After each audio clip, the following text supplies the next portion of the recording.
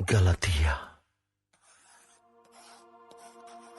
Dari Paulus, seorang rasul, bukan karena manusia, juga bukan oleh seorang manusia, melainkan oleh Yesus Kristus dan Allah, Bapa, yang telah membangkitkan Dia dari antara orang mati, dan dari semua saudara-saudara yang ada bersama-sama dengan aku. Kepada jemaat-jemaat di Galatia, kasih karunia menyertai kamu, dan damai sejahtera dari Allah, Bapa kita, dan dari Tuhan Yesus Kristus, yang telah menyerahkan dirinya karena dosa-dosa kita, untuk melepaskan kita dari dunia jahat yang sekarang ini, menurut kehendak Allah dan Bapa kita. Baginya lah kemuliaan selama-lamanya. Amin. Aku heran bahwa kamu begitu lekas berbalik daripada Dia, yang oleh kasih karunia Kristus telah memanggil kamu, dan mengikuti suatu Injil lain, yang sebenarnya bukan Injil. Hanya ada orang yang mengacaukan kamu dan yang bermaksud untuk memutarbalikkan Injil Kristus. Tetapi sekalipun kami atau seorang malaikat dari surga yang memberitakan kepada kamu suatu Injil yang berbeda dengan Injil yang telah kami beritakan kepadamu, terkutuklah dia. Seperti yang telah kami katakan dahulu, sekarang kukatakan sekali lagi, jikalau ada orang yang memberitakan kepadamu suatu Injil yang berbeda dengan apa yang telah kamu terima, terkutuklah dia. Jadi bagaimana sekarang? Adakah ku cari kesukaan manusia atau kesukaan Allah? Adakah ku coba berkenan kepada manusia? Sekiranya aku masih mau mencoba berkenan kepada manusia, maka aku bukanlah hamba Kristus. Sebab aku menegaskan kepadamu, saudara-saudaraku, bahwa Injil yang kuberitakan itu bukanlah Injil manusia. Karena aku bukan menerimanya dari manusia, dan bukan manusia yang mengajarkannya kepada aku, tetapi aku menerimanya oleh penyataan Yesus Kristus. Sebab kamu telah mendengar tentang hidupku dahulu dalam agama Yahudi. Tanpa batas aku menganiaya jemaat Allah dan berusaha membinasakannya. Dan di dalam agama Yahudi, aku jauh lebih maju dari banyak teman yang sebaya dengan aku di antara bangsaku, sebagai orang yang sangat rajin memelihara adat istiadat nenek moyangku. Tetapi waktu Ia yang telah memilih aku sejak kandungan ibuku dan memanggil aku oleh kasih karunia-Nya, berkenan menyatakan anaknya di dalam aku, supaya aku memberitakan Dia di antara bangsa-bangsa bukan Yahudi. Maka sesaat pun aku tidak minta pertimbangan kepada manusia. Juga aku tidak pergi ke Yerusalem mendapatkan mereka yang telah menjadi rasul sebelum aku. Tetapi aku berangkat ke tanah Arab, dan dari situ kembali lagi ke Damsyik.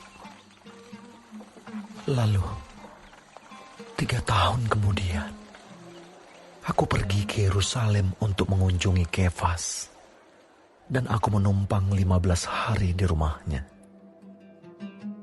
Tetapi aku tidak melihat seorang pun dari rasul-rasul yang lain, kecuali Yakobus, saudara Tuhan Yesus.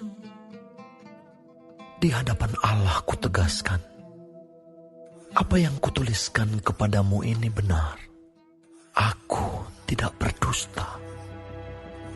Kemudian aku pergi ke daerah-daerah Syria dan Kilikia. Tetapi rupaku tetap tidak dikenal oleh jemaat-jemaat Kristus di Yudea.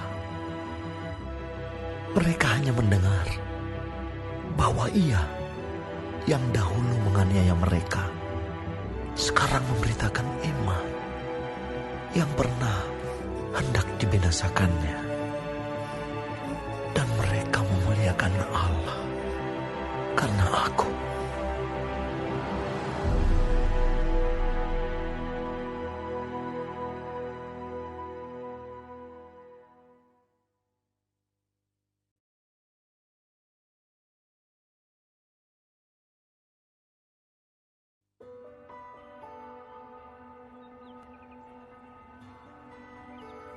Kemudian, setelah lewat 14 tahun, aku pergi pula ke Yerusalem dengan Barnabas, dan Titus pun kubawa juga.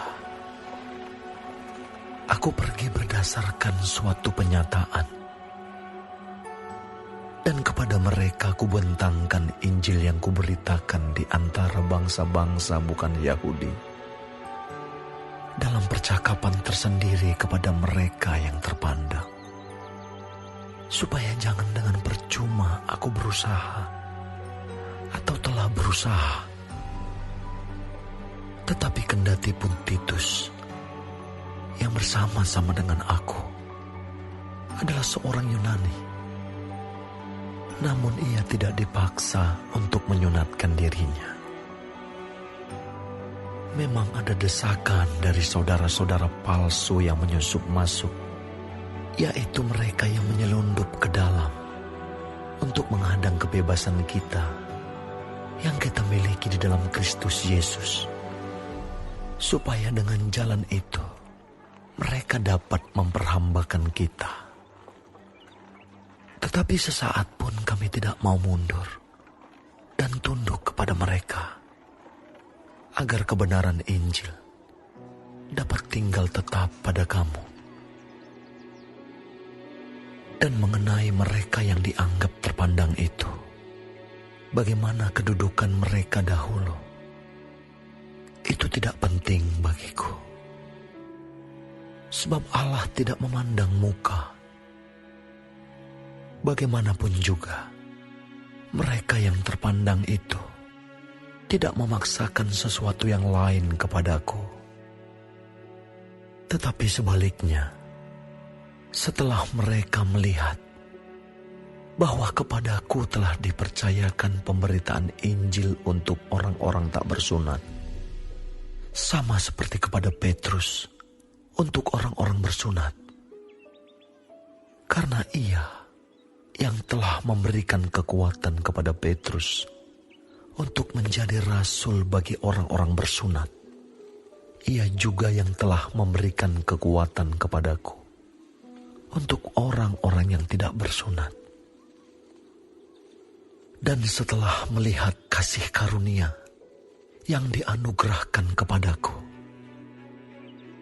maka Yakobus, Kefas, dan Yohanes yang dipandang sebagai suku guru jemaat berjabat tangan dengan aku dan dengan Barnabas sebagai tanda persekutuan, supaya kami pergi kepada orang-orang yang tidak bersunat dan mereka kepada orang-orang yang bersunat. Hanya kami harus tetap mengingat orang-orang miskin, dan memang itulah yang sungguh-sungguh kuusahakan melakukannya. Tetapi waktu Kefas datang ke Antiokhia, aku berterang-terang menentangnya, sebab ia salah. Karena sebelum beberapa orang dari kalangan Yakobus datang, ia makan sehidangan dengan saudara-saudara yang tidak bersunat. Tetapi setelah mereka datang, ia mengundurkan diri dan menjauhi mereka karena takut akan saudara-saudara yang bersunat. Dan orang-orang Yahudi yang lain pun turut berlaku munafik dengan dia, sehingga Barnabas sendiri turut terseret oleh kemunafikan mereka. Tetapi waktu kulihat bahwa kelakuan mereka itu tidak sesuai dengan kebenaran Injil, aku berkata kepada Kefas di hadapan mereka semua, "Jika engkau, seorang Yahudi, hidup secara kafir dan bukan secara Yahudi, bagaimanakah engkau dapat memaksa saudara-saudara yang tidak bersunat untuk hidup secara Yahudi? Menurut kelahiran, kami adalah orang Yahudi dan bukan orang berdosa dari bangsa-bangsa lain. Kamu tahu bahwa tidak seorang pun yang dibenarkan oleh karena melakukan hukum Taurat, tetapi hanya oleh karena iman dalam Kristus Yesus. Sebab itu kami pun telah percaya kepada Kristus Yesus, supaya kami dibenarkan oleh karena iman dalam Kristus dan bukan oleh karena melakukan hukum Taurat. Sebab tidak ada seorang pun yang dibenarkan oleh karena melakukan hukum Taurat. Tetapi jika kami sendiri, sementara kami berusaha untuk dibenarkan dalam Kristus, ternyata adalah orang-orang berdosa, apakah hal itu berarti bahwa Kristus adalah pelayan dosa? Sekali-kali tidak. Karena jikalau aku membangun kembali apa yang telah kurombak, aku menyatakan diriku sebagai pelanggar hukum Taurat. Sebab aku telah mati oleh hukum Taurat, untuk hukum Taurat, supaya aku hidup untuk Allah. Aku telah disalibkan dengan Kristus. Namun aku hidup, tetapi bukan lagi aku sendiri yang hidup, melainkan Kristus yang hidup di dalam aku. Dan hidupku yang kuhidupi sekarang di dalam daging adalah hidup oleh iman dalam Anak Allah yang telah mengasihi aku dan menyerahkan dirinya untuk aku.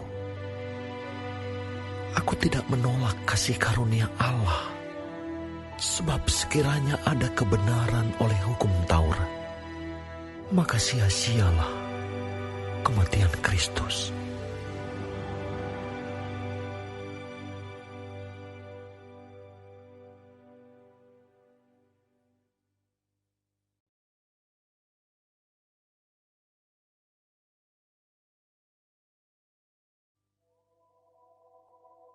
Hai orang-orang Galatia yang bodoh, siapakah yang telah mempesona kamu?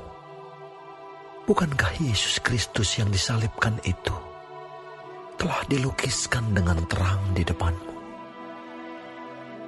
Hanya ini yang hendak ku ketahui daripada kamu.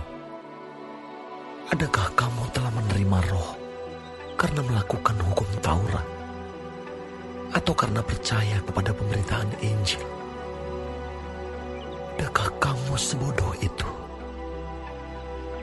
Kamu telah mulai dengan Roh. Maukah kamu sekarang mengakhirinya di dalam daging? Sia-siakah semua yang telah kamu alami sebanyak itu? Masakan sia-sia? Jadi bagaimana sekarang?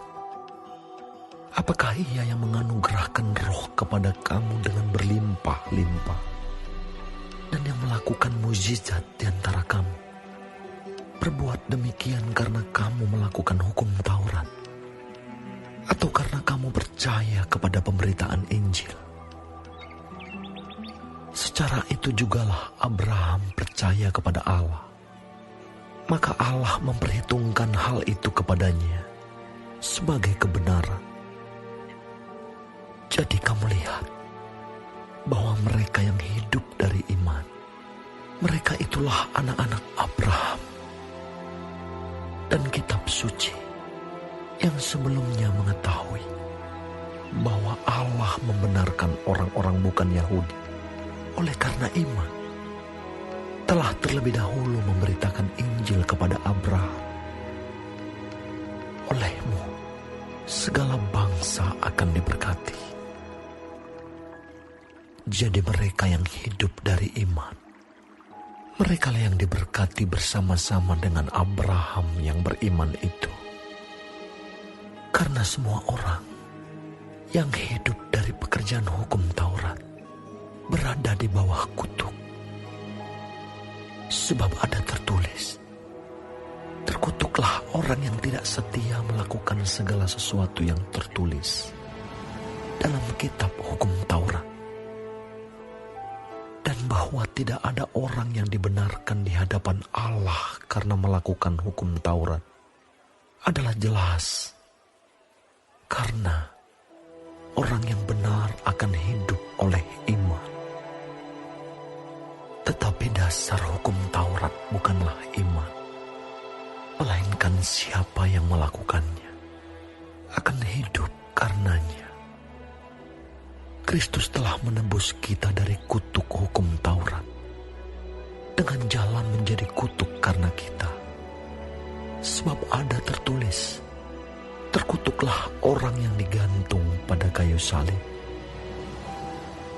Yesus Kristus telah membuat ini, supaya di dalam Dia berkat Abraham sampai kepada bangsa-bangsa lain. Sehingga oleh iman, kita menerima roh yang telah dijanjikan itu. Saudara-saudara, baiklah kupergunakan suatu contoh dari hidup sehari-hari. Suatu wasiat yang telah disahkan, sekalipun ia dari manusia, tidak dapat dibatalkan atau ditambahi oleh seorang pun.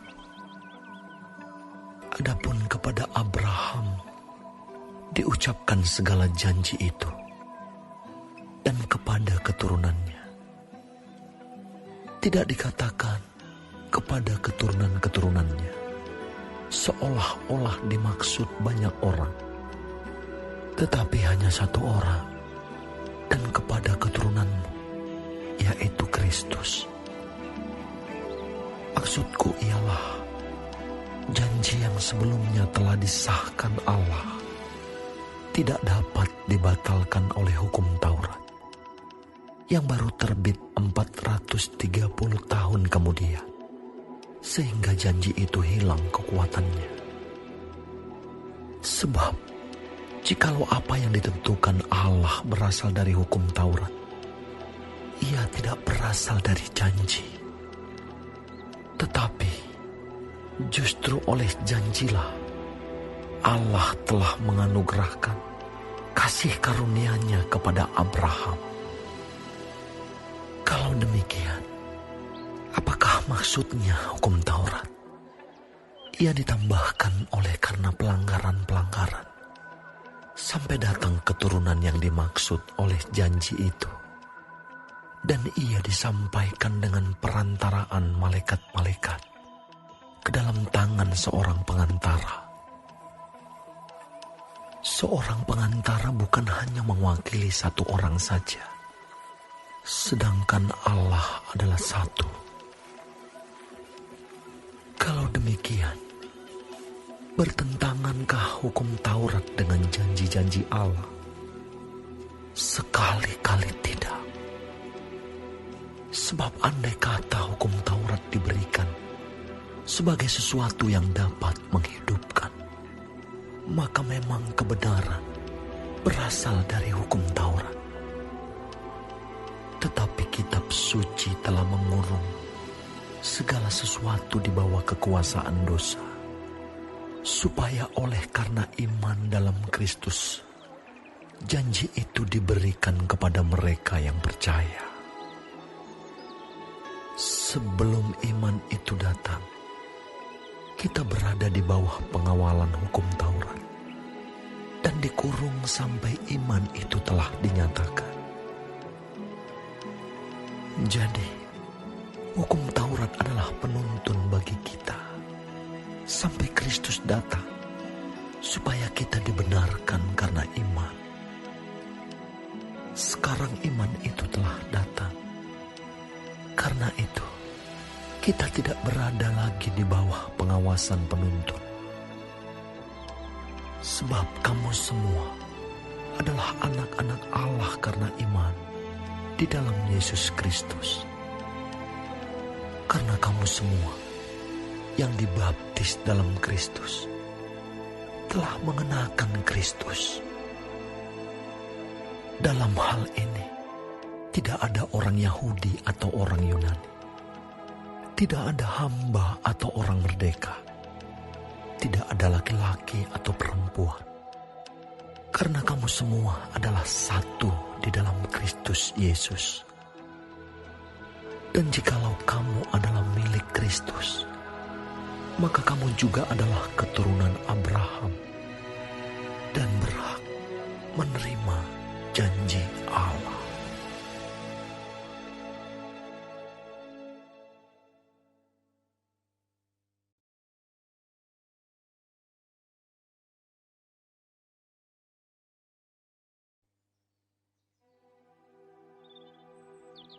Yang dimaksud ialah, selama seorang ahli waris belum akil balik, sedikit pun ia tidak berbeda dengan seorang hamba. Sungguh pun ia adalah tuan dari segala sesuatu. Tetapi ia berada di bawah perwalian dan pengawasan, sampai pada saat yang telah ditentukan oleh Bapanya. Demikian pula kita.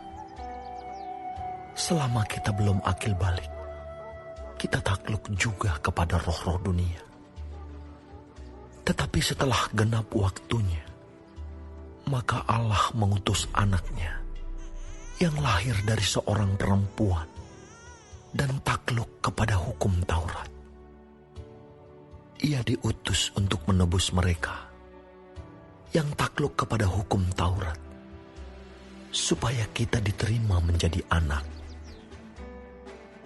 Dan karena kamu adalah anak, maka Allah telah menyuruh roh anaknya ke dalam hati kita, yang berseru, "Ya Aba, ya Bapa."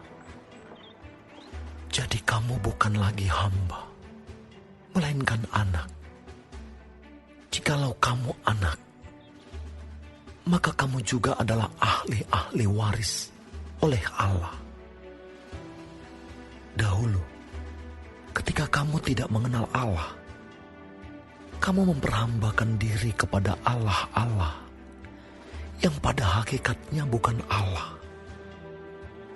Tetapi sekarang, sesudah kamu mengenal Allah, atau lebih baik, sesudah kamu dikenal Allah, bagaimanakah kamu berbalik lagi kepada roh-roh dunia yang lemah dan miskin, dan mau mulai memperhambakan diri lagi kepadanya? Kamu dengan teliti memelihara hari-hari tertentu, bulan-bulan, masa-masa yang tetap, dan tahun-tahun. Aku khawatir kalau susah payahku untuk kamu telah sia-sia. Aku minta kepadamu, saudara-saudara, jadilah sama seperti aku, sebab aku pun telah menjadi sama seperti kamu. Belum pernah kualami sesuatu yang tidak baik daripadamu. Kamu tahu bahwa aku pertama kali telah memberitakan Injil kepadamu oleh karena aku sakit pada tubuhku. Sungguh pun demikian keadaan tubuhku itu, yang merupakan pencobaan bagi kamu. Namun kamu tidak menganggapnya sebagai sesuatu yang hina dan yang menjijikkan. Tetapi kamu telah menyambut aku sama seperti menyambut seorang malaikat Allah, malahan sama seperti menyambut Kristus Yesus sendiri. Betapa bahagianya kamu pada waktu itu. Dan sekarang, Di manakah bahagiamu itu? Karena aku dapat bersaksi tentang kamu, bahwa jika mungkin, kamu telah mencungkil matamu dan memberikannya kepadaku. Apakah dengan mengatakan kebenaran kepadamu, aku telah menjadi musuhmu?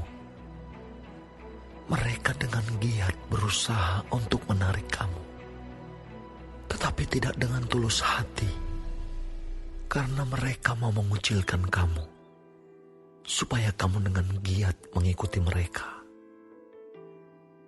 Memang baik kalau orang dengan giat berusaha menarik orang lain dalam perkara-perkara yang baik, asal pada setiap waktu, dan bukan hanya bila aku ada di antaramu. Hai anak-anakku, karena kamu aku menderita sakit bersalin lagi, sampai rupa Kristus menjadi nyata di dalam kamu. Betapa rinduku untuk berada di antara kamu pada saat ini, dan dapat berbicara dengan suara yang lain, karena aku telah habis akal menghadapi kamu. Katakanlah kepadaku, hai kamu yang mau hidup di bawah hukum Taurat, tidakkah kamu mendengarkan hukum Taurat? Bukankah ada tertulis bahwa Abraham mempunyai 2 anak, seorang dari perempuan yang menjadi hambanya, dan seorang dari perempuan yang merdeka? Tetapi anak dari perempuan yang menjadi hambanya itu diperanakkan menurut daging, dan anak dari perempuan yang merdeka itu oleh karena janji. Ini adalah suatu kiasan, sebab kedua perempuan itu adalah 2 ketentuan Allah. Yang satu berasal dari Gunung Sinai dan melahirkan anak-anak perhambaan. Itulah Hagar. Hagar ialah Gunung Sinai di tanah Arab, dan ia sama dengan Yerusalem yang sekarang, karena ia hidup dalam perhambaan dengan anak-anaknya. Tetapi Yerusalem surgawi adalah perempuan yang merdeka, dan ialah ibu kita. Karena ada tertulis, bersukacitalah hai si mandul yang tidak pernah melahirkan, bergembira dan bersorak-sorailah, hai engkau yang tidak pernah menderita sakit bersalin. Sebab yang ditinggalkan suaminya akan mempunyai lebih banyak anak daripada yang bersuami.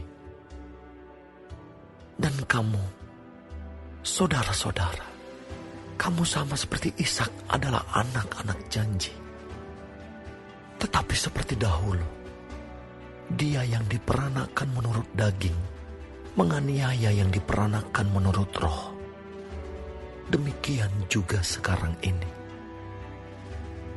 Tetapi apa kata nas kitab suci?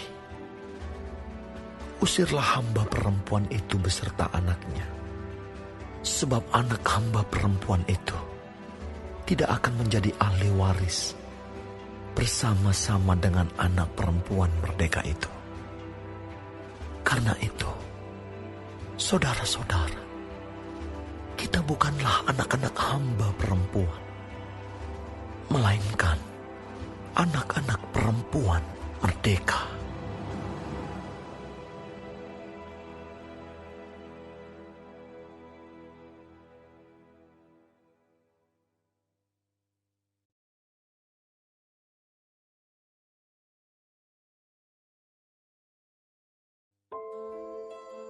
Supaya kita sungguh-sungguh merdeka, Kristus telah memerdekakan kita. Karena itu berdirilah teguh, dan jangan mau lagi dikenakan kuk perhambaan. Sesungguhnya, aku, Paulus, berkata kepadamu, jikalau kamu menyunatkan dirimu, Kristus sama sekali tidak akan berguna bagimu. Sekali lagi aku katakan kepada setiap orang yang menyunatkan dirinya, bahwa ia wajib melakukan seluruh hukum Taurat. Kamu lepas dari Kristus. Jikalau kamu mengharapkan kebenaran oleh hukum Taurat, kamu hidup di luar kasih karunia. Sebab oleh Roh dan karena iman, kita menantikan kebenaran yang kita harapkan. Sebab bagi orang-orang yang ada di dalam Kristus Yesus, hal bersunat atau tidak bersunat tidak mempunyai sesuatu arti. Hanya iman yang bekerja oleh kasih. Dahulu kamu berlomba dengan baik. Siapakah yang menghalang-halangi kamu? Sehingga kamu tidak menuruti kebenaran lagi. Ajakan untuk tidak menurutinya lagi bukan datang dari Dia yang memanggil kamu. Sedikit lagi sudah mengkhamirkan seluruh adonan.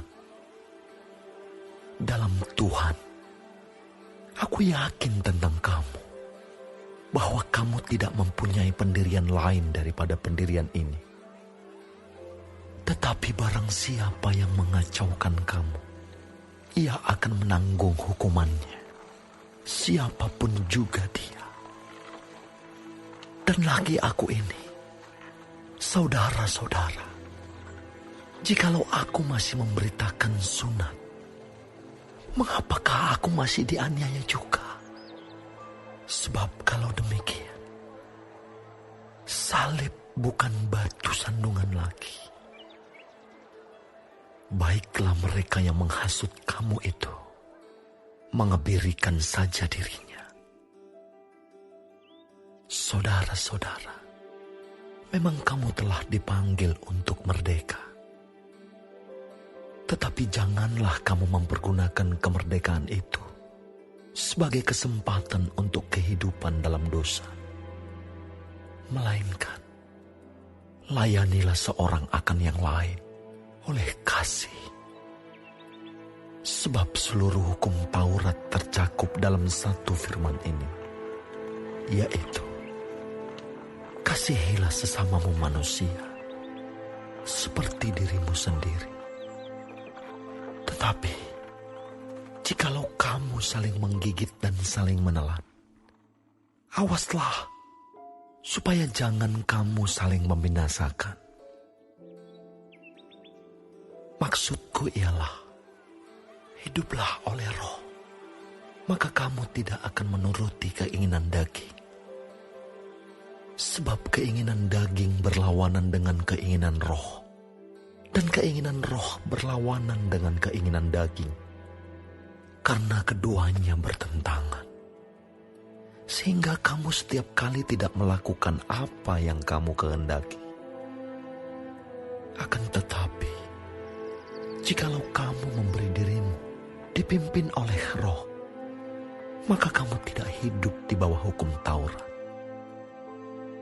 Perbuatan daging telah nyata, yaitu percabulan, kecemaran, hawa nafsu, penyembahan berhala, sihir, perseteruan, perselisihan, iri hati, amarah, kepentingan diri sendiri, percideraan, roh pemecah, kedengkian, kemabukan, pesta pora dan sebagainya.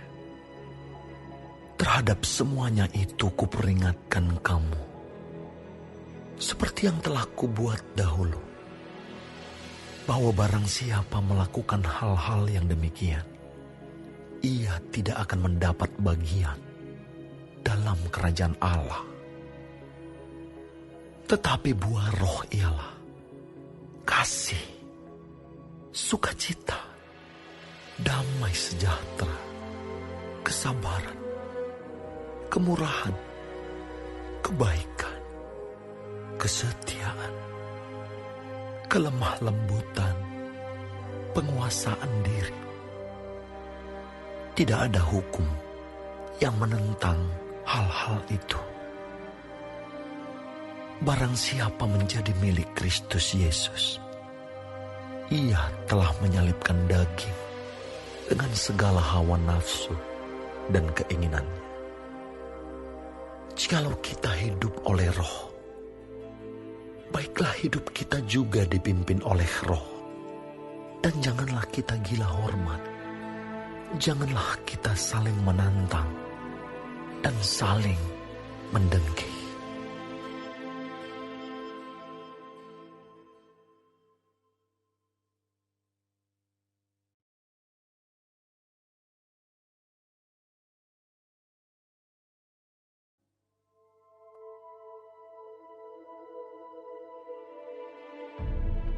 Saudara-saudara, kalaupun seorang kedapatan melakukan suatu pelanggaran, maka kamu yang rohani harus memimpin orang itu ke jalan yang benar dalam roh lemah lembut, sambil menjaga dirimu sendiri, supaya kamu juga jangan kena pencobaan. Bertolong-tolonganlah menanggung bebanmu. Demikianlah kamu memenuhi hukum Kristus. Sebab kalau seorang menyangka bahwa ia berarti, padahal ia sama sekali tidak berarti, ia menipu dirinya sendiri. Baiklah, tiap-tiap orang menguji pekerjaannya sendiri, maka ia boleh bermegah melihat keadaannya sendiri dan bukan melihat keadaan orang lain. Sebab tiap-tiap orang akan memikul tanggungannya sendiri.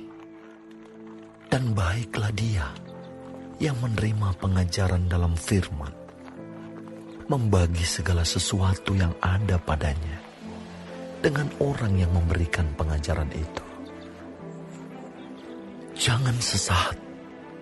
Allah tidak membiarkan dirinya dipermainkan. Karena apa yang ditabur orang, itu juga yang akan dituainya. Sebab barang siapa menabur dalam dagingnya, ia akan menuai kebinasaan dari dagingnya. Tetapi barang siapa menabur dalam roh, ia akan menuai hidup yang kekal dari roh itu. Janganlah kita jemu-jemu berbuat baik, karena apabila sudah datang waktunya, kita akan menuai. Jika kita tidak menjadi lemah. Karena itu, selama masih ada kesempatan bagi kita, marilah kita berbuat baik kepada semua orang, tetapi terutama kepada kawan-kawan kita seiman.